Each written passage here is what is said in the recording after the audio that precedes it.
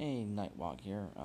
Been getting some people ask me to review Kingdom Hearts 3. I haven't put up a review in a while because people were talking bad about me on YouTube, so I kind of decided not to do any more reviews and stuff.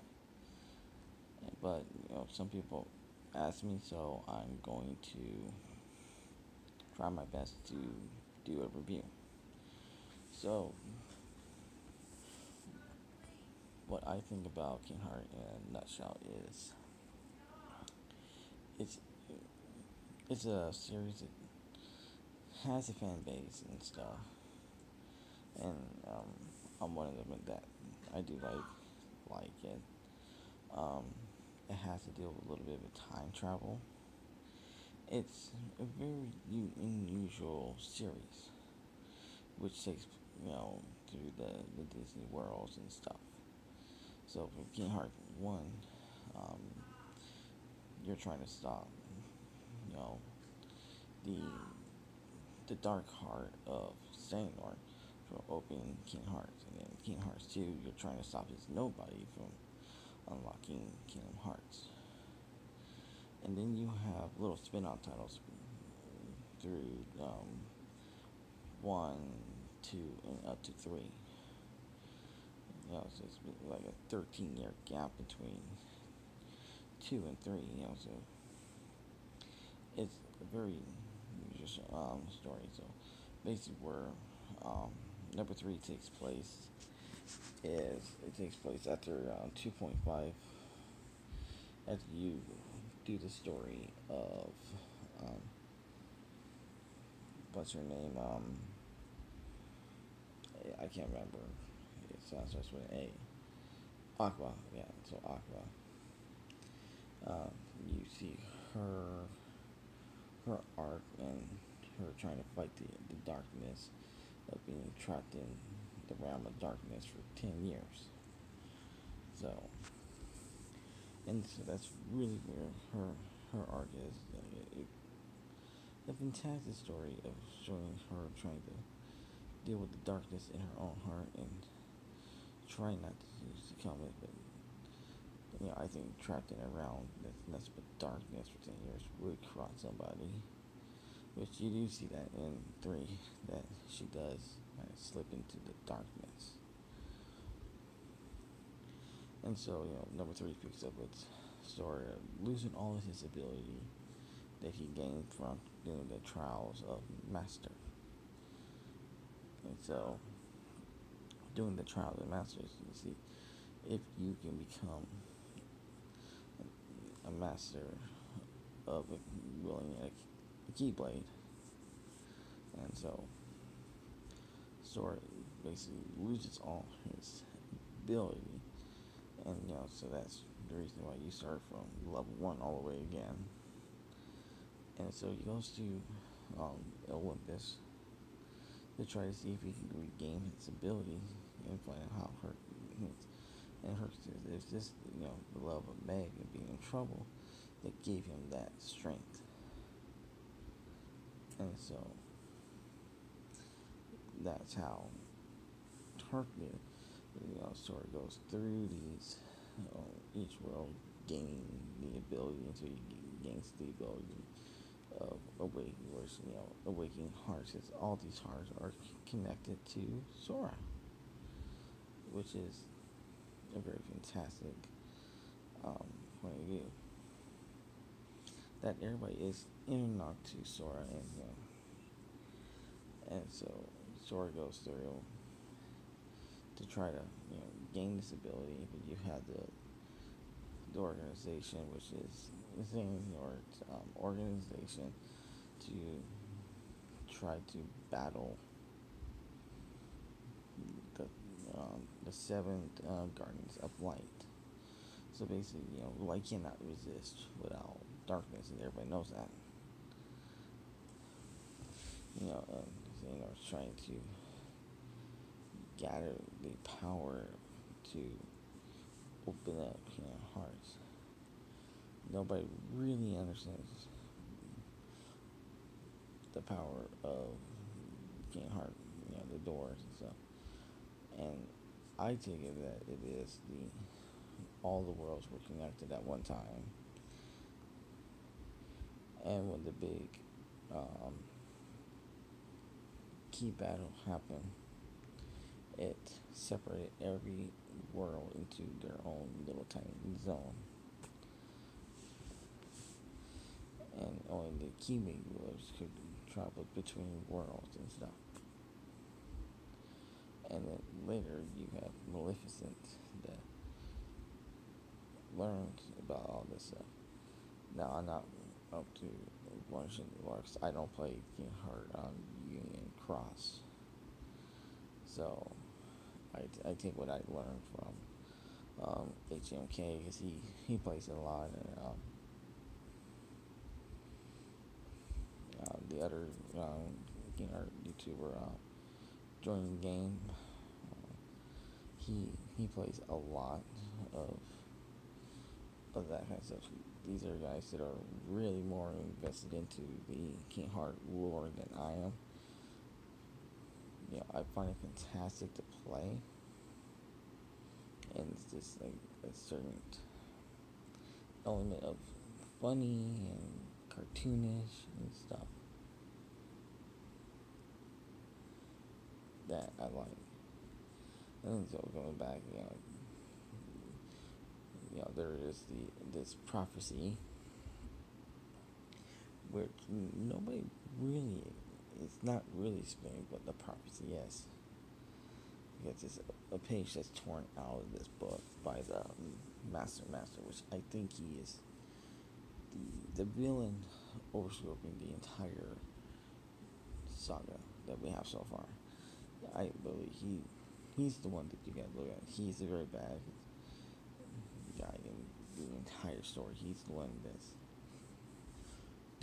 pulling the chains and stuff, and doing all this stuff, tricking Xehanort into going, you need to find this stuff, blah blah blah blah blah blah blah. And you kind of learn this through the rewind, so I'm gonna hit rewind also, don't worry. So as Sora's going through all these worlds, he has to find the ability to wake. He eventually finds the ability to wake, and that's to wake up Ventus. And so, in the story, Ventus' heart is, the darkness is taken out him by Xehanort as trying to see if you can separate the goodness from the darkness in you. And so that's how that happens.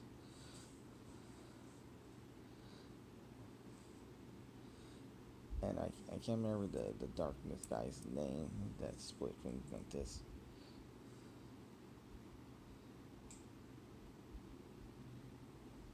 But he takes the appearance of Sora. When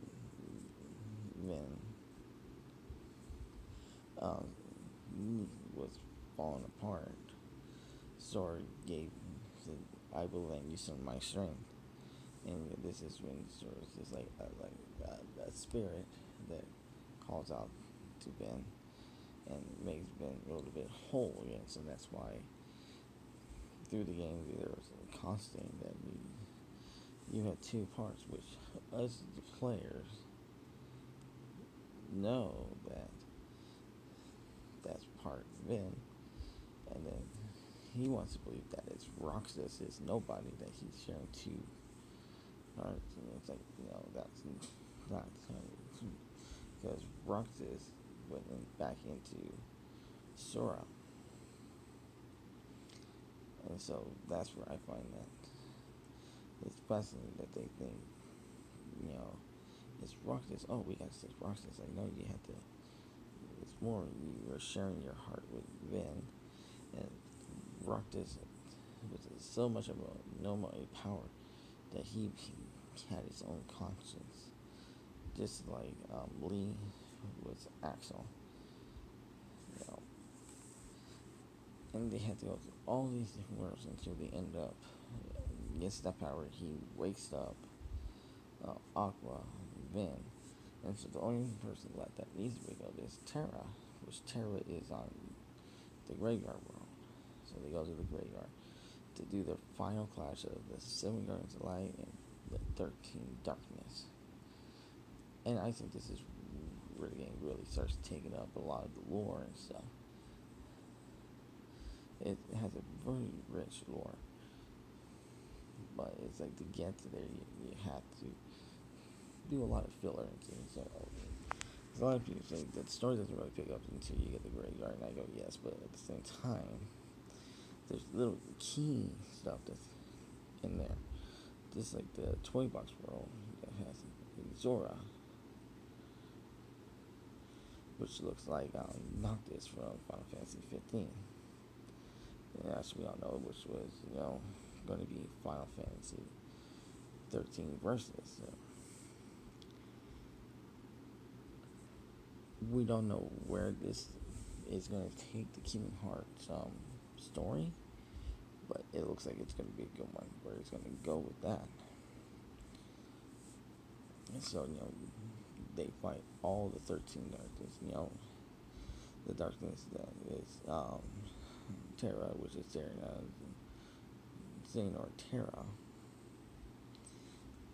and fights and breaks him free, and fight every single member of 13. And then you get to the big fight, the Xehanort fight. It's been prompted with the last couple of, spin-off titles. Like, you're going to get to this fight, it's going to be a really good fight. It's going to be a good fight. And so, you fight him 1, 2, 3, maybe 4 times through this final fight.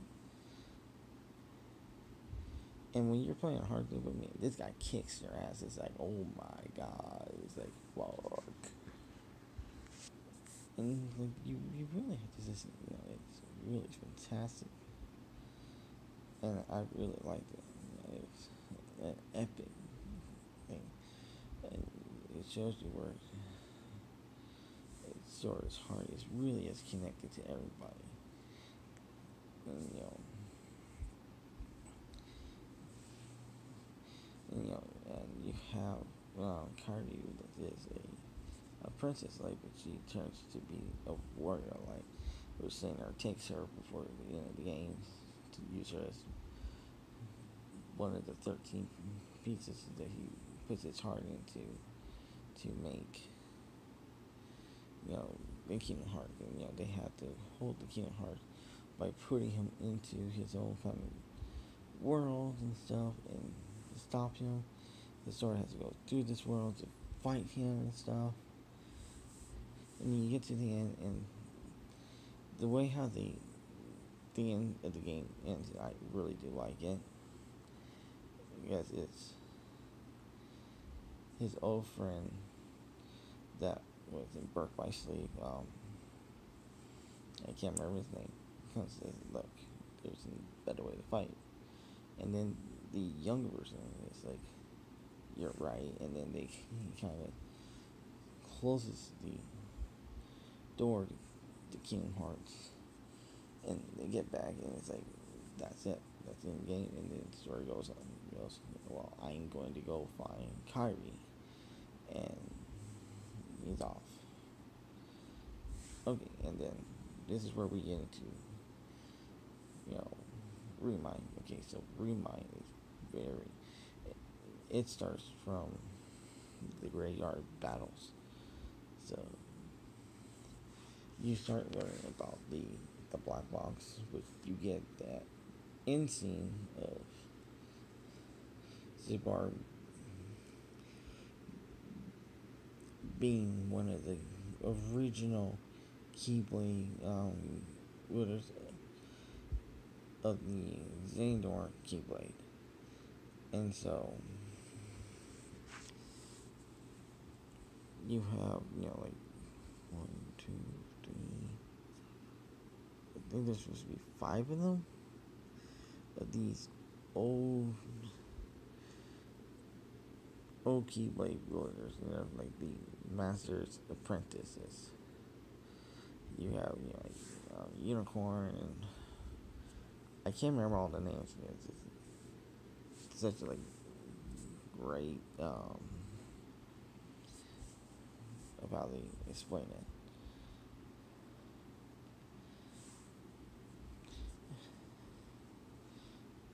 But the thing is that he is one of the original, and he said, "Well, I had a story to play out." And the story was that his master gave him a job to do, and it took him like all these years to get to it. And he said, "I played out my part to the because I had to get rid of my old form." I think his name was Illusion, something like that. Illusion, I think it was. We're gonna go with Illusion because I think that's what it was. Had a role to play by Master, and so he just tells me, "Well, I hope you like long stories. You're in for one." And you have to do with the black box and what the Master told what the grand plan was of it all. And then you go into the secret movie ending, which they end up in Shibuya. And so you see Sora, and you see Sora, and you see Riku. And, they're all there and stuff. And you see the Master there take his hand up and make heart with his two hands like this. And you're like, oh my god, the Master's the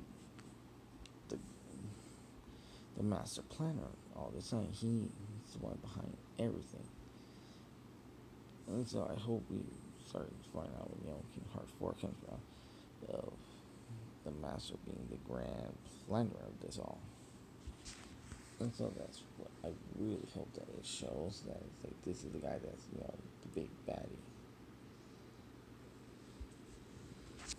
And so, and then Remind is basically, it starts off with the Master telling Xehanort his name, and you're like, we don't care what his name is because it kind of got cut out, and you're like, oh my god, why do you do this, Tamura? Why do you torment me like this? Which I think how they do it is so fantastic and stuff, and how they show Sora doing the time travel. Because in Kingdom Hearts lore is the time travel is you can only travel to where your self is present. And so, like, if you want to travel the past, you have to be there at the exact moment of the travel. So if you're traveling in the future, you have to be there at that moment that's supposed to be there. And so I find that part really cool of how they do it, and how Sora's traveling through all these hearts so he can find Kairi and bring her back. And he's told by that mentioned is the world, the sky, where Charity revives there, and he's waiting for a friend, and told him, if you do it this time, is you're going against that taboo. It's very taboo what you've been doing. You've been doing this a lot, and this is what I started doing. This is the precise. So it really knows that okay, I'm doing time travel. The same as Xehanort, and Xehanort was shown how to do this by Master and Masters again. So see, this is the Master's plan. He has a grand plan so far. And so, that's how we look at it. So Sora travels, fights all these organization people again, and kind of rewrites history again. And from there, you just start learning a little bit more. You find Kairi, and then you have to fight. Like, it was really cool. It's kind of hard to explain it, but I'm doing my best I can. You find all the organizations again, and then you eventually find Kairi. You bring her back, and they close the Kingdom Hearts. but Kyrie and Story vanished, and they're like, wait, wasn't Kyrie and Story just here? You're like, don't worry about it, you're good. And so they engage your travel to all the, shows you all, everybody, celebrating stuff. And Story and Kyrie are there, and then, he goes and takes Charity to Vin, which was the friend he was waiting for with Vin. And so, you take him to Charity to Vin, and then from there, you end up on Destiny Island. They show kind of Sora banking. And then, so the end credit of that is the data thing where you get to fight all the organizations again, but they're like super, super strong. And you find out that Kyrie's been asleep for a year, and they've been looking for Story for over a year. And then, they create the data thing that tries to go find all these people again. And then the end is basically sort of waking up and has to fight the Zoro. And then fighting him, and then there's two endings that are possible. There's the good ending people and then the bad ending. So the bad ending is you lose, you turn into the crystal. But if you win, the Zora turns into the crystal. And then they go, I've been having a weird dream. Like, if any of this is real, and then, we all heard that from the Kingdom Hearts, game before. And so, basically, Zora wakes up, and everybody's like this, okay, here's the kicker, that the driver was one of the organizations, he was the one that always played with the cards. I can't remember his name, don't ask me to try to remember him. It's very late, I'm recording this right now. But he is his driver. And he goes, fascinating, huh? So everybody says, yeah, it's fascinating because I found his story also. And he's the one that's going to help us save our world. And so, I think their world, okay, this is my speculations, don't forget, that their world is the Kingdom Hearts world. Yes, this is my speculations, that the Kingdom Hearts world is Zora's world that needs saving from the Master. And that Zora's gonna go there and save Kingdom Hearts itself. You're gonna have all 7 Keyblade wielders go there and fight the Master. And then you're gonna fight all the original Master Keyblade wielders. And it's gonna be an epic game then. But that's my speculations. And like I said, you guys asked me to make this review. I now made the review of Kingdom Hearts 3 and Kingdom Hearts Remind. I love the gameplay of it. I love how you're able to hold 3 freaking Keyblades at once. That's just awesome. Like, oh my god. My favorite is the Riverland, and then the Pirate Keyblade, and then the Ultimate Keyblade. The Ultimate Keyblade is my favorite because you can just shoot like all this stuff out, and it is awesome. So I hope you like my kind of summary it all. I'm sorry if it's kind of like spread to like kind of go back and start talking about the lore a little bit, but the lore is what really helps drive the Kingdom Hearts franchise. You have to understand the lore to have appreciation for these games, and being that they part of the Disney worlds, and you have to like it that they take so much of the worlds and stuff of Disney. Like, I didn't think I was gonna like the Frozen world at all, but I found it very like fascinating. It's like, huh, that's fascinating. I love how they kind of linked up the songs and how it looked exactly how the freaking movie looked. That's like it surprised me so much. And so that's my thought on it.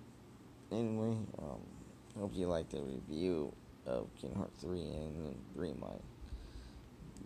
But um, yeah.